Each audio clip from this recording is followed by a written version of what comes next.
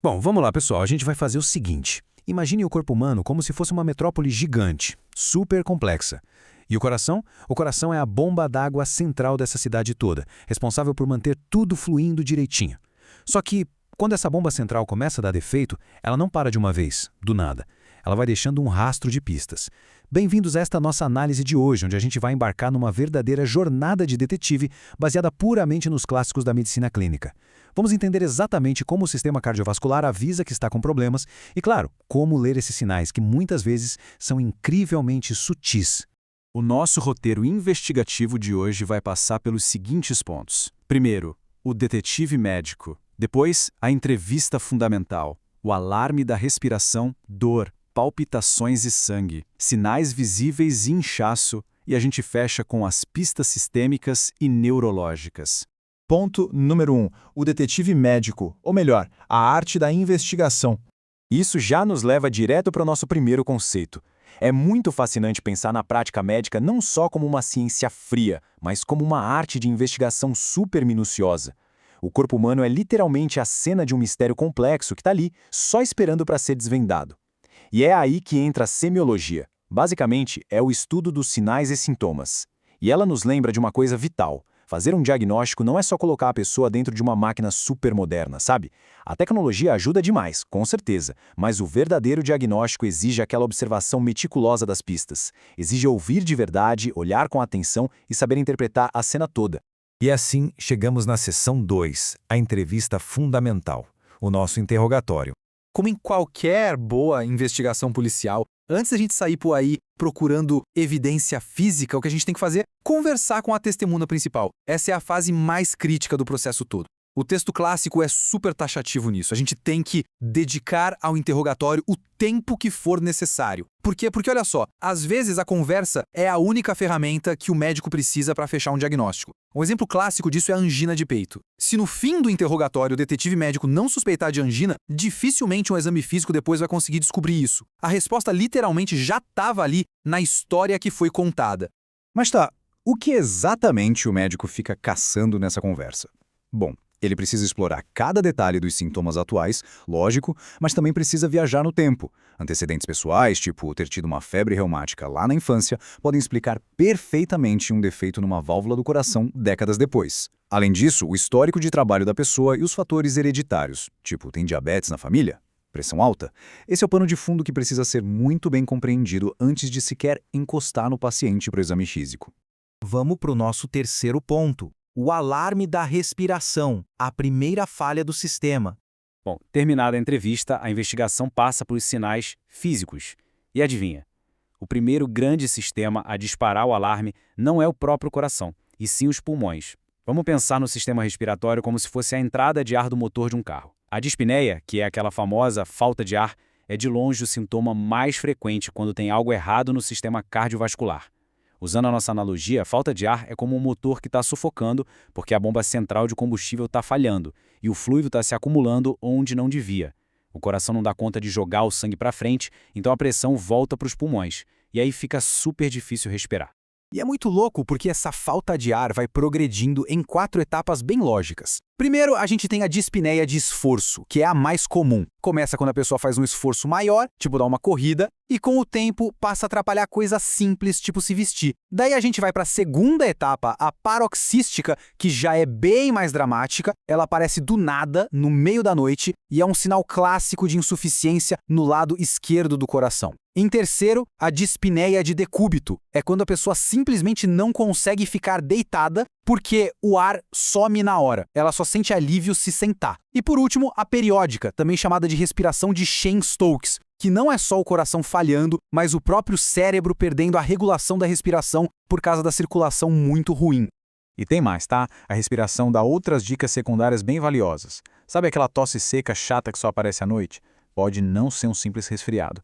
Às vezes, é um aviso claro de que o lado esquerdo do coração está fraquejando, fazendo o sangue ficar estagnado lá nos pulmões. Em casos piores, pode rolar hemoptise, que é tossir sangue. Isso já acende uma sirene gigante para o investigador, indicando coisas sérias, como infarto pulmonar ou problemas bem graves na válvula mitral. O motor do corpo está basicamente tentando cuspir o fluido que está afogando ele. Seção 4. Dor e palpitações. Os avisos diretos e críticos. Saindo um pouquinho dos pulmões, a nossa investigação chega nas sensações diretas, que costumam dar aquele baita susto e que vem da própria bomba cardíaca. As palpitações nada mais são do que a gente sentir, de forma consciente, o coração batendo. E elas contam muita coisa sobre o ritmo dessa bomba. O ritmo é quem dita as regras aqui. Se a pessoa sente um batimento isolado, que vem forte e meio fora do compasso, às vezes dando aquela sensação de parada no peito, isso geralmente é o que chamamos de extrasístoles. Agora, se o motor acelera do nada, a 1000 por hora, e para tão de repente quanto começou, opa, aí a suspeita já muda para taquicardias paroxísticas ou fibrilação. O jeito que essa palpitação começa e o ritmo dela são provas de ouro. E claro, temos que falar da evidência que mais dá medo em todo mundo: a dor no peito.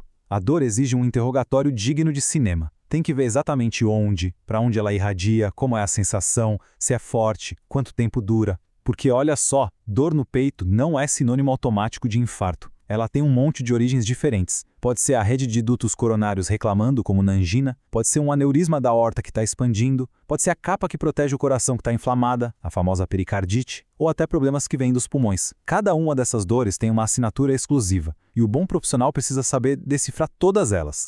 Chegamos na seção 5, sinais visíveis e inchaço. Agora a gente vai olhar para as pistas físicas que ficam visíveis para qualquer um. É aquele momento em que o corpo não aguenta mais e mostra, do lado de fora, que o encanamento interno está pedindo arrego. O edema cardíaco, o inchaço, é super frequente, mas ele não aparece logo de cara.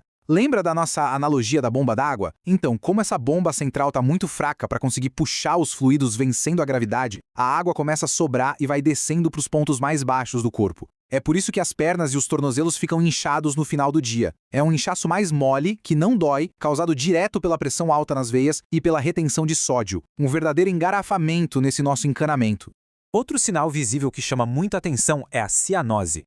É aquela cor meio azulada ou arroxeada que aparece na pele, nos lábios ou na ponta dos dedos. Voltando para o nosso carro imaginário, a cianose é, sem tirar nem pôr, aquela luz vermelha gigante piscando no painel avisando que a mistura de combustível está muito pobre. Ela mostra que o sangue que está circulando está com pouco oxigênio. Isso pode acontecer ou porque o coração não está conseguindo oxigenar o sangue lá no centro da operação, ou porque o sangue está correndo tão devagar pelos tubos que os tecidos do corpo acabam sugando todo o oxigênio antes mesmo da viagem de volta. E a investigação não para por aí, ela se espalha para o corpo todo reunindo mais provas. Uma febre, por exemplo, pode não ser uma infecção qualquer. Em casos de reumatismo no coração, a febre acelera os batimentos, causando uma taquicardia que o músculo cardíaco doente simplesmente não aguenta. A gente também vê mudanças no funcionamento dos rins, como a oligúria, que é a diminuição brusca na produção de urina. Agora um detalhe que é literalmente de cair o queixo, a disfagia, que é a dificuldade de engolir. Sim, dificuldade de engolir pode ser um sintoma do coração. Sabe por quê? O átrio esquerdo do coração incha tanto, mas tanto, que ele esmaga o esôfago que passa logo atrás dele. Surreal, né? E tudo isso nos traz para uma pergunta super curiosa. Faz a gente quebrar a cabeça mesmo. Porque um defeito na bomba d'água central, que fica lá no meio do peito, causaria uma insônia daquelas brabas ou faria a sala inteira parecer que está girando do nada? Para entender isso, a gente vai ter que tirar os olhos do peito e olhar um pouco mais para cima, direto para o cérebro. O que nos leva ao nosso sexto e último ponto de hoje: pistas sistêmicas e sinais neurológicos. Chegamos na fase final da nossa análise. Aqui, a gente vai observar como a grande torre de controle do corpo reage quando o fluxo de sangue não chega direito. Se a pressão não é forte o suficiente para mandar sangue para o cérebro, o sistema começa a dar tilt. É aí que aparece a vertigem, aquela sensação agoniante de que tudo ao redor está rodando. Podem rolar as síncopes também, que é o nome médico para os desmaios, causados por essa falta de sangue temporária. E em casos mais extremos, quando o ritmo elétrico do coração cai absurdamente, o cérebro fica tão sem sangue que podem acontecer até convulsões completas. A torre de controle basicamente apaga e reinicia o sistema para tentar se proteger. E lembra daquela insônia misteriosa que eu acabei de comentar? Pois é, na insuficiência cardíaca crônica, a circulação no cérebro fica super prejudicada. Isso deixa o sistema nervoso num estado constante de alerta e desconforto, que muitas vezes até os médicos esquecem que pode ser culpa do coração. Por outro lado, a gente tem a cefaleia, a boa e velha dor de cabeça. Se ela aparece frequentemente ali na região da nuca logo de manhã cedo, é um baita alarme de que a pressão dentro dos tubos, a nossa famosa hipertensão arterial, está perigosamente alta. Em resumo, tanto a insônia quanto a dor de cabeça são a torre de controle berrando que tem algo errado, só que de formas diferentes.